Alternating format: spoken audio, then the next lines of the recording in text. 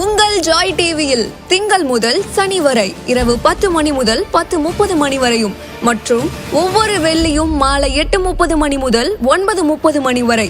செங்கடல் இருந்தாலும் வைப்பண்டா ஒரு ஸ்டெப் முன்னாடி, எரிகோ வந்தாலும் வைப்பண்டா ஒரு ஸ்டெப் முன்னாடி, யோர்தான் வந்தாலும் வைப்பண்டா ஒரு ஸ்டெப் முன்னாடி, கோலியாத் வந்தாலும் வைப்பண்டா ஒரு ஸ்டெப் முன்னாடி, பின்னாடி மட்டும் வச்சிட மாட்டேன். ரிவைவல் நைட் என்ற நிகழ்ச்சியின் மூலமாக தீர்க்க தரிசன செய்திகளை சகோதரர் பீட்டர் எல்விஸ் பிரசங்கிப்பார் மற்றும் சகோதரி அனிதா பீட்டர் அவர்கள் துதி ஆராதனை ஏறெடுப்பார்கள்.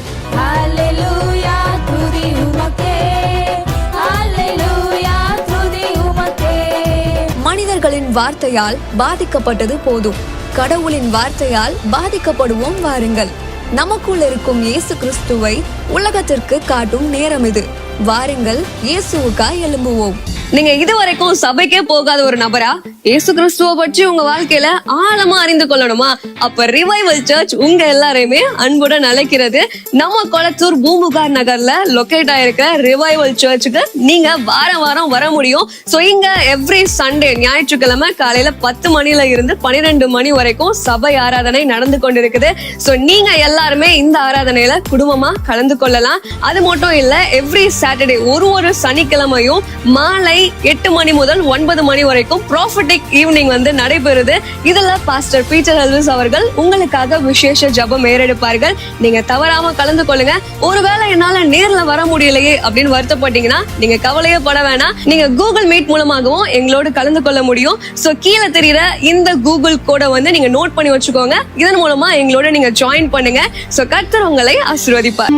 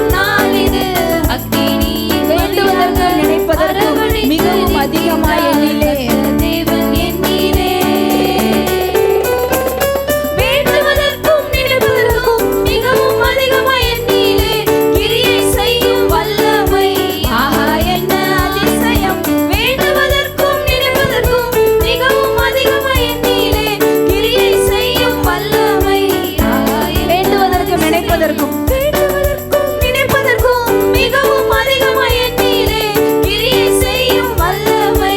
ஆஹா என்ன அதிசயம்! வேண்டுவதற்கும் நினைப்பதற்கும் மிகவும் அதிகமாய் எண்ணிலே கிரியை செய்யும் வல்லமை. ஆஹா என்ன அதிசயம்! கர்த்தர் தேவன் எண்ணிலே வாசம் செய்யும் நாள் இது.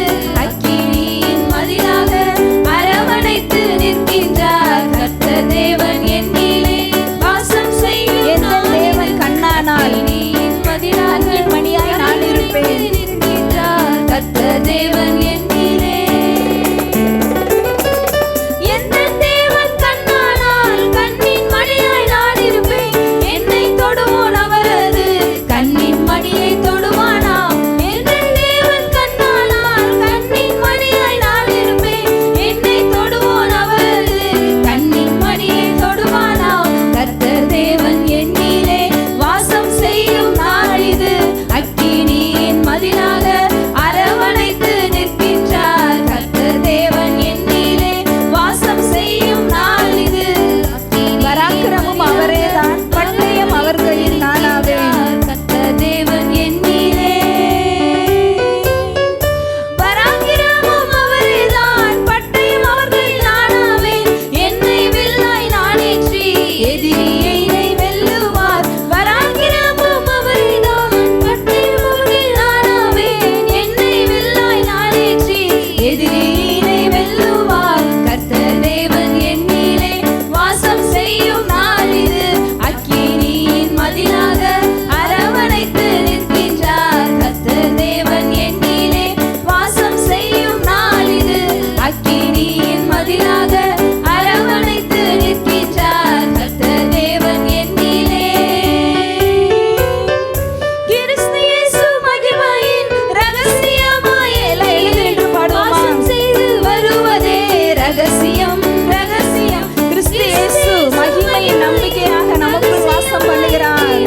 வாசம் செய்து வருவதே ரகசியம். கிறிஸ்து இயேசு மகிமையின் ரகசியமாய் எண்ணிலே வாசம் செய்து வருவதே ரகசியம். ரகசியம் கிறிஸ்து இயேசு மகிமையின் ரகசியமாய் எண்ணிலே வாசம் செய்து வருவதே ரகசியம். ரகசியம் கர்த்தர் தேவன் எண்ணிலே வாசம் செய்யும் நாள் இது. அக்கினியின் மதிலாக அரவணைத்து நிற்கின்றார். கர்த்தர் தேவன் எண்ணிலே வாசம் செய்யும் நாள் இது. அக்கினியின் மதிலாக அரவணைத்து நிற்கின்றார். கர்த்தர் தேவன் எண்ணிலே வேண்டுவதற்கும் நினைப்பதற்கும் மிகவும் அதிகமாய் எண்ணிலே எல்லாம் சொல்லுவோமா? கிரியை செய்யும் வல்லமை. என்ன அந்த வல்லமை நமக்குள்ள கிரியை கொண்டிருக்கிறது. மிகவும் அதிகமாய் எண்ணிலே கிரியை செய்யும் வல்லமை. ஆஹா என்ன அதிசயம்! கர்த்தர் தேவன் எண்ணிலே வாசம் செய்யும் நாள் இது. அக்கினியின் மதிலாக அரவணைத்து நிற்கின்றார். கர்த்தர் தேவன் எண்ணிலே. ஹல்லேலூயா ஷதரலரபா. கிறிஸ்து மகிமை நம்பிக்கையாக நமக்குள்ள வாசம் பண்ணி கொண்டிருக்கிறார். ஆமென். எல்லாம் சொல்லுவோமாப்பா, மகிமை நம்பிக்கையாக எங்களுக்குள்ள கிறிஸ்து வாசம் பண்ணி கொண்டிருக்கிறார். உங்களுக்குள்ள இருக்கிற நம்பிக்கை அவர்தான். ஆமென். அந்த நம்பிக்கையானவரை எல்லாம் நோக்கி பார்ப்போமா? அவரை பார்த்து எல்லாரும், அப்பா எங்களுக்குள்ள மகிமை நம்பிக்கையாக வாழ்கிறவரே, எங்களுக்குள் வாசம் பண்ணுகிறவரே, உங்களை உயர்த்துகிறோம் சொல்லுவோமா? எல்லாரும் வாய்களை திறந்து இந்த நேரத்தில், அப்பா உங்களை உயர்த்துகிறோம், எங்களுடைய மகிமை நம்பிக்கையேன்னு சொல்லுங்க, எங்க வாழ்க்கை நம்பிக்கையேன்னு சொல்லுங்க, எங்க வாழ்க்கைக்குரிய ஆதாரமேன்னு சொல்லுவோமா? நம்ம வாழ்க்கையின் அஸ்திபாரம் அவர்தான். அந்த கண்மலையாகிய கிறிஸ்துவை எல்லாம் உயர்த்துவோமா? ஓ ரஷதரல கரபலரு ஓ ரியாமம ரஷ கதரல ரியாமம ரோலதரலரபா. இந்த மண் பாண்டத்துக்குள்ள பொக்கிஷத்தை பெற்றிருக்கிறோம் இருக்குல்ல, அவர் கிறிஸ்துவை நம்ம பெற்றிருக்கிறது தான் அந்த பொக்கிஷம். ஆமென். இந்த மண் பாண்டத்துக்குள்ள அந்த கிறிஸ்துங்கிற பொக்கிஷம் உள்ள இருக்கிறனால தான் நம்ம வாழ்க்கை நம்பிக்கையா நம்பிக்கையே அவராக தான் இருக்கிறாரு. ஏன்னா அந்த பொக்கிஷம் நமக்குள்ள இருக்கிறனால தான் நம்ம வாழ்ந்து கொண்டிருக்கிறோம். அந்த பொக்கிஷம் நமக்குள்ள வாழ்ந்து கொண்டிருக்கிறனால தான் நம்ம ஜீவனோடு இருக்கிறோம். அந்த மகிமை நம்பிக்கையானவர் தான் நம்ம இப்போ ஆராதித்து கொண்டிருக்கிறோம். அந்த மகிமை நம்பிக்கையானவரை தான் துதித்து கொண்டிருக்கிறோம். எல்லாரும் அப்பா எங்கள் வாழ்க்கையை மகிமையை விளங்க பண்ணுகிறவரேன்னு சொல்லுங்க. அந்த மகிமை நம்பிக்கையானவர் உங்களுக்குள்ள இருக்கும் பொழுது உங்களுடைய வாழ்க்கை எப்படி தெரியுமா இருக்கும்? மகிமையா இருக்கும், குளோரியா இருக்கும். ஏன்னா உங்களுக்குள்ள அவர் மகிமை நம்பிக்கையா இருக்கிறாரு. அப்போ உங்க வாழ்க்கை எப்படி இருக்கும்? மகிமை வெளியரங்கமாகிற வாழ்க்கையா தான் இருக்கும். ஆமென். எல்லாம் சொல்லுவோமா? அப்பா எங்க வாழ்க்கையில மகிமை வெளியரங்கமாகும். நீங்களே போய் கண்ணாடி முன்னாடி நின்று அழுது பாருங்களேன். உங்க முகத்தை பார்த்தா உங்களுக்கே பிடிக்காது. சீ இப்படியா இருக்குது அழுது பார்த்தா. அதே அந்த கண்ணாடி முன்னாடி போய் ஈன்னு சிரிச்சு பாருங்களேன், அப்படியே அழகா இருப்பீங்க. அப்ப அழுதா நம்ம முகத்தை நம்மளாலேயே பார்க்க முடியலையே, ஆண்டவரால் எப்படி பார்க்க முடியும்? எப்படி தாங்கிக்க முடியும்? என் புள்ள முகம் எவ்வளோ அழகா இருக்கு, என் புள்ளைய நான் எவ்வளோ அழகா படைச்சிருக்கிறேன், பிரமிக்கத்தக்க அதிசயமா என் புள்ளைய நான் படைச்சிருக்கிறேன். என் புள்ள அழுதா ஆண்டவருக்கு கோவம் வரும். இந்த குழந்தை ரொம்ப நேரம் அழுதுன்னு தான் சொல்லி சொல்லி பார்ப்பீங்க. அப்புறம் என்ன செய்வீங்க? 2 அட்டியை போட்டு அழாத, ஏன் அழுவுறீங்களே? அந்த மாதிரி தான் ஆண்டு சொல்ல சொன்னார். நாளைக்கு என் பிள்ளைங்க எந்த சூழ்நிலை இருக்கிறாங்கன்னு எனக்கு நல்லா தெரியும். அவங்கள போய் பார்த்து சொல்லு, சிரிக்க சொல்லு, சந்தோஷமா இருக்க சொல்லு. அல்லேலூயா. கர்த்தருக்குள் எப்பொழுதும் சந்தோஷமா இருங்க. அது எப்படிங்க கர்த்தருக்குள்ள எப்போதும் எப்படிங்க சந்தோஷமா இருக்க முடியும்? இந்த உலகம் ஒரு சந்தோஷம் தருதுங்க. ஆனா அந்த சந்தோஷத்துல அந்த உலகம் தர சந்தோஷம் எப்பொழுதும் சந்தோஷமா இருக்க முடியாது.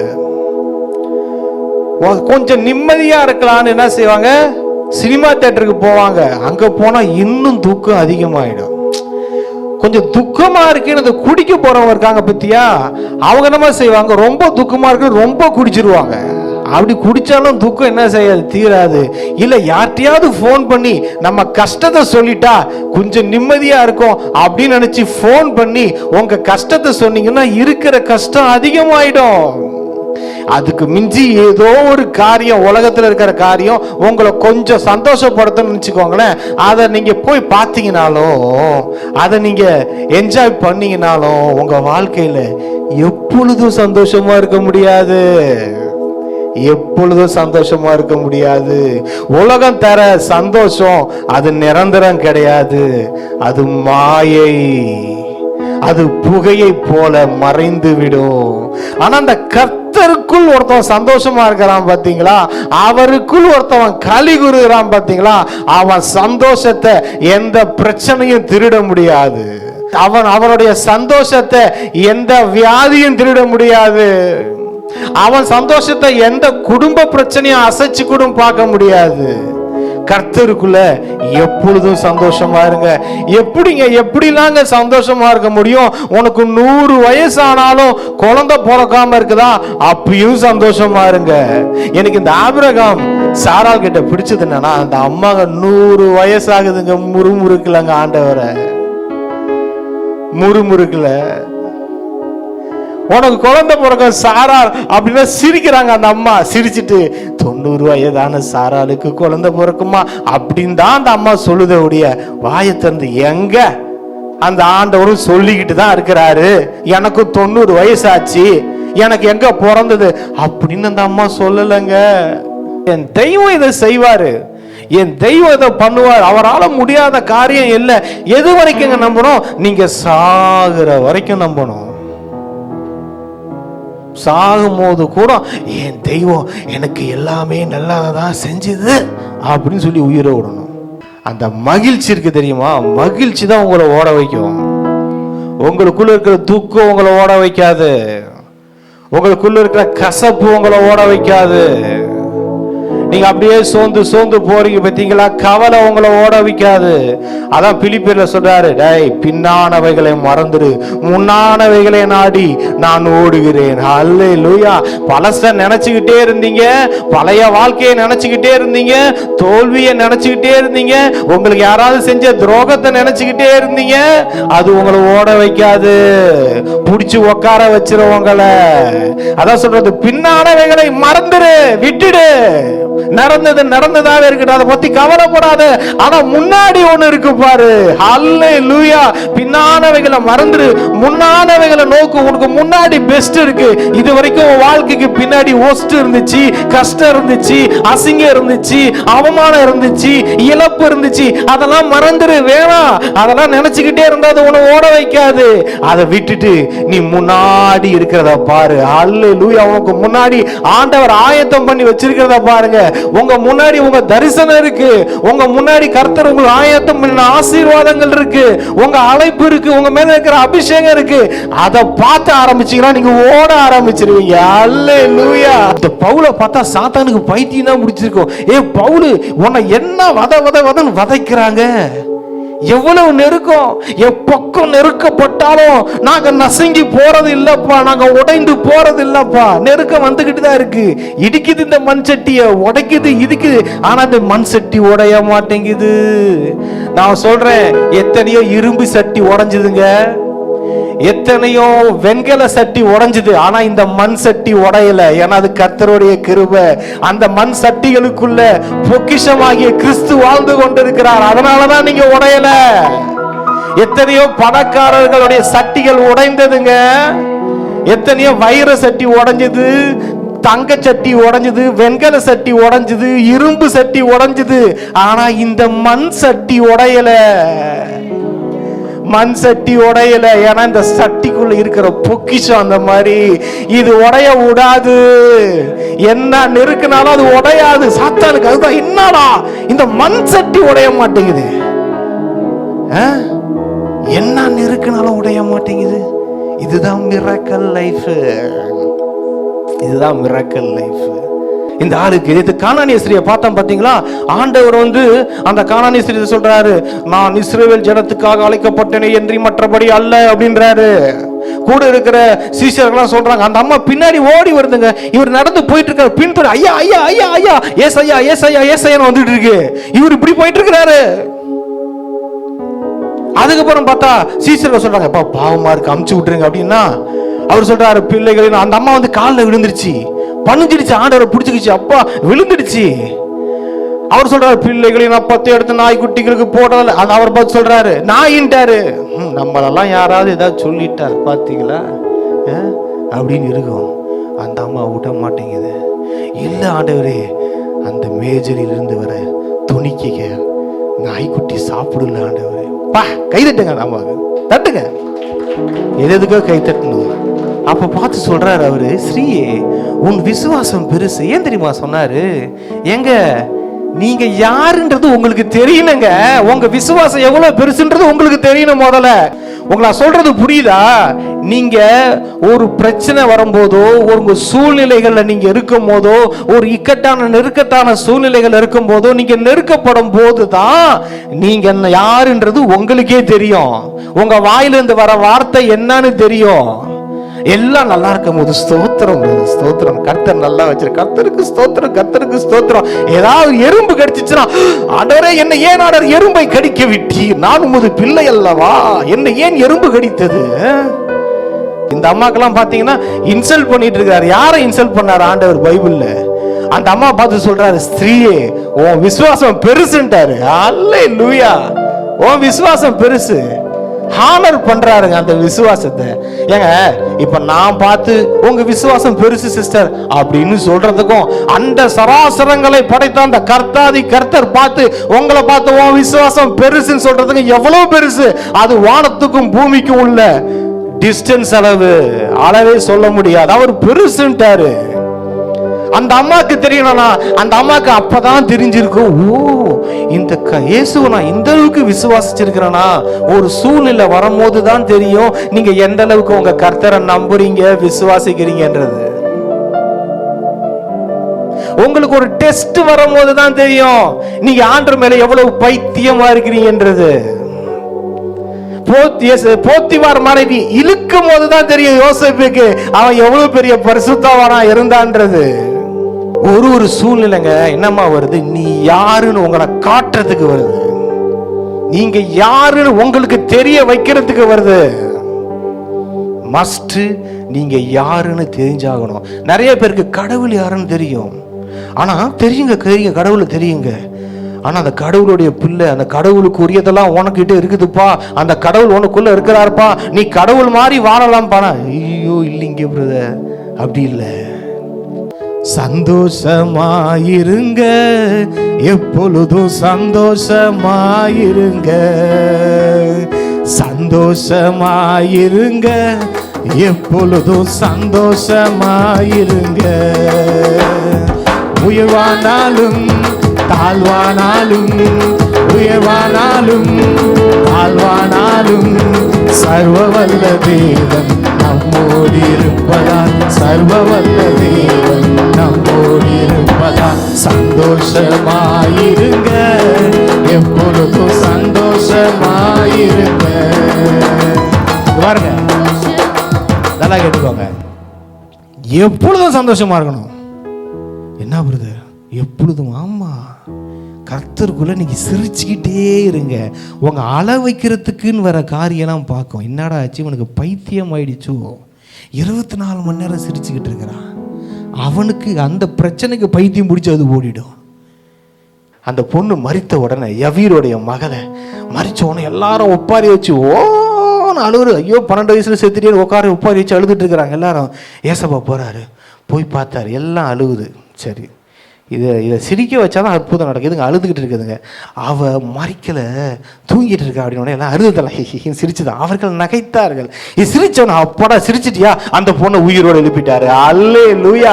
நீங்க சிரிச்சுக்கிட்டே இருங்க. நீங்க சிரிக்க சிரிக்க உங்க வாழ்க்கையில செத்து போயிருக்கிறதெல்லாம் உயிரோட வந்துடும். அப்படியே என்னமோ நம்மளாம் எப்படி தெரியுமா, உயிரோட இருக்கிறதே படுக்க வச்சிடுறது. எழுந்திருக்க, ஓ ஆண்டவரே போயிச்சு ஆண்டவர். அதே கூட ஏந்திச்சு பாக்குது கொஞ்சம், உயிரோட தாண்டா இருக்கிறேன், நான் சாகலடா, ஏய் பாடு அப்படின்ட்டு. ஏன்னா சில பேருக்கு அழுகுறதுல ரொம்ப சந்தோஷம் பாருங்க. கொஞ்சம் அழுதாலே மனசுக்கு நிம்மதியா இருக்குங்க. ஆண்டவர் சமூகத்துல போய் அழுவுங்க, தப்பே இல்லை. ஆண்டவர் சமூகத்துல அவர் உங்களுக்கு செஞ்சதை நினைச்சு நினைச்சு கண்ணீர் விடுங்க, கதறுங்க. அது ஆண்டவர் சமூகத்தில் ஆண்டவர் செய்த நன்மைகள் நினைக்கணும். இங்கே உட்காந்துக்கிட்டு அப்படியே நடக்காதான் சில பேர் கற்பனை பண்ணுறது. ஒருவேளை என் வாழ்க்கையில் அடுத்த வருஷம் அது நடந்துருச்சுன்னா நான் என்ன பண்ணுவேன், அந்த எல்னிபோவோ என்னமோன்னு சொல்கிறாங்க, அது வந்துட்டா நான் என்ன பண்ணுவேன், அது நடந்துட்டா என்ன பண்ணுவேன், இது நடந்துட்டா என்ன பண்ணுவேன். சந்தோஷமா இருங்க, சந்தோஷமா இருங்க. நீங்கள் உயிரோடு இருக்கிறீங்களே அதுக்கே சந்தோஷமா இருங்க. உடுத்துறதுக்கு நல்ல உடை கொடுத்துருக்காருல்ல, சந்தோஷமா இருங்க. நல்லா சாப்பிட்றீங்களாங்க. நேற்று ஒரு அம்மா வந்தாங்க, வயசான பாட்டி. அவங்க போகும்போது சொல்கிறாங்க, அவங்க 4 இட்லி சாப்பிட்டாங்களாம் காலையில். இங்கே வந்து தான் அவங்க இது வரைக்கும் அத்தனை இட்லி சாப்பிட்டதே இல்லையா. அவங்க சொல்கிறாங்க போகும்போது இது வரைக்கும் லைஃப்பில் சாப்பிட்டதே இல்லை. பிரியாணியே சாப்பிட்டாங்களாம் ஃபுல்லாக, அதுவும் சாப்பிட்டது இல்லையா. அவங்க சாப்பாட்டில் நேற்று ஒரு மிரக்கல், ஒரு மிரக்கல். அல்லேலூயா. சந்தோஷமா இருங்க. நீங்க சந்தோஷமா இருக்கும் போது அற்புதங்கள் நடக்கும். அதான் ஆண்டவர் பார்த்தாரு, யவீர் மக வீட்டில் உட்காந்து ஓன்னு அழுகுறது. யாராவது உங்களுக்கு ஃபோன் பண்ணி அழுதாங்க, அந்த உறவை கட் பண்ணுங்க. ஐயோ உனக்கு 10 வருஷத்துக்கு முன்னாடி அது நடந்துச்சே, அதை நினைச்சு நான் கவலைப்படுறேன். நானே கவலைப்படுறேன், நீ எதுக்கு கவலைப்படுற? அதை நினைச்சு நானே கவலைப்படல. பழச ஞாபகப்படுத்துற மாதிரி யாராவது பேசுனாங்கன்னா கட் பண்ணுங்க. தேவையில்லாத காரியத்தை உங்களை யாருக்காவது போனை பேசிட்டு போனை வச்சோன்னா மனசு துக்கமா இருக்கா, அந்த ஆளை கட் பண்ணுங்க. யாரோ பேசுனா சந்தோஷமா இருக்கு, அந்த சிஸ்டர்கிட்ட பேசினா, அந்த பிரதர்கிட்ட பேசினா கண்டினியூ பண்ணுங்க. என்னதான் நடந்தாலும் சோர்ந்து போகாதீங்க, என்னதான் நடந்தாலும் சோர்ந்து போகாதீங்க, கைவிட மாட்டா, சந்தோஷமாயிருங்க. நம்மை அழைத்த தேவன் கைவிட மாட்டா, சந்தோஷமாயிருங்க.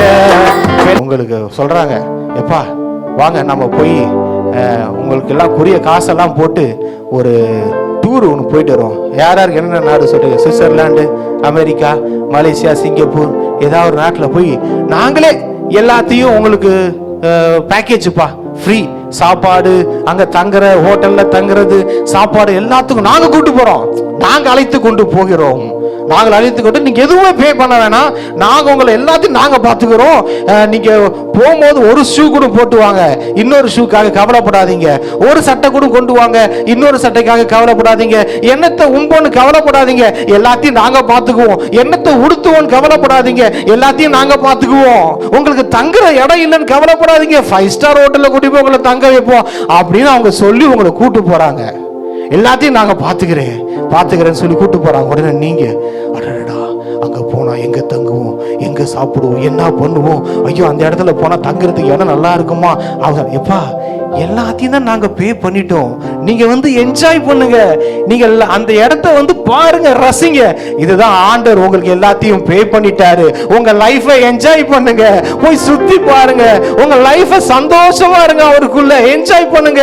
ஆண்டவரோடு உள்ள வாழ்ற வாழ்க்கை, கிறிஸ்துவோடு வாழ்ற வாழ்க்கை, பிக்னிக் போனா எவ்வளவு சந்தோஷமா இருக்குமோ அது காட்ஸ் பிரசன்ஸ்ல அதை விட 1000 மடங்கு அந்த சந்தோஷத்தை நீங்க அனுபவிப்பீங்க. கர்த்தருக்குள்ள சந்தோஷமா இருங்க. உங்கள் கவலைகளை எல்லாத்தையும் எடுங்க, எல்லா கவலை நினைங்க. இப்போ உங்களுக்கு என்னென்ன கவலை இருக்கு, என்னென்ன கஷ்டம் இருக்கு, எல்லாத்தையும் நினைங்க. எல்லாத்தையும் தூக்கி நான் உங்க மேல வச்சிடறேன் ஆண்டவரே, எல்லாத்தையும் தூக்கி வச்சு அவரே சொல்றாரு, எப்பா வருத்தப்பட்டுலாம் நீ பாரம் சுமக்க வேண்டிய அவசியம் இல்லப்பா, உன்னோட வருத்தங்கள் பாரங்கள்லாம் இருக்கா, வா எல்லாத்தையும் என்கிட்ட இறக்கி வச்சிரு போ அப்படின்றாரு.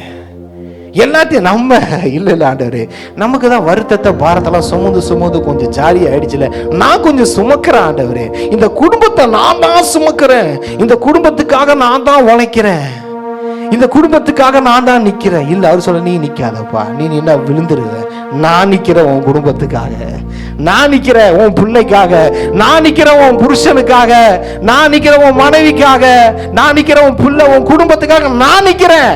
அப்ப நான் என்னங்க ஆண்டவரே பண்ணணும்?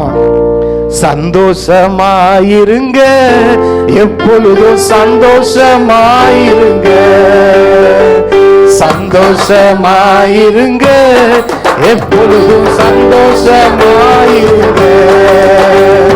நெருக்கத்தின் நேரத்திலும் கண்ணீரின் பாதையிலும், நெருக்கத்தின் நேரத்திலும் கண்ணீரின் பாதையிலும் நம்மை காண்கின்ற தேவன் நம்மோடு இருப்பதா சந்தோஷமாயிருங்க.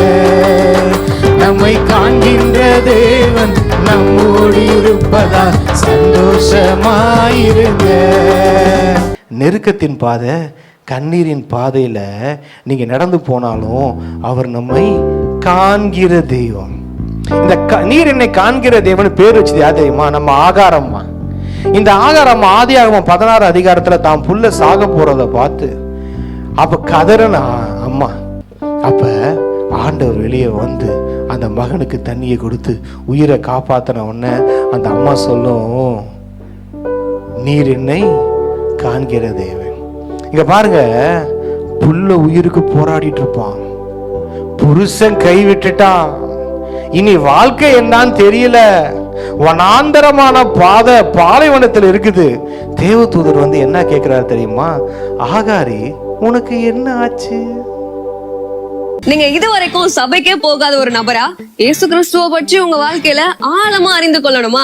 அப்ப ரிவைவல் சர்ச் உங்க எல்லாரையுமே அன்புடன் அழைக்கிறது.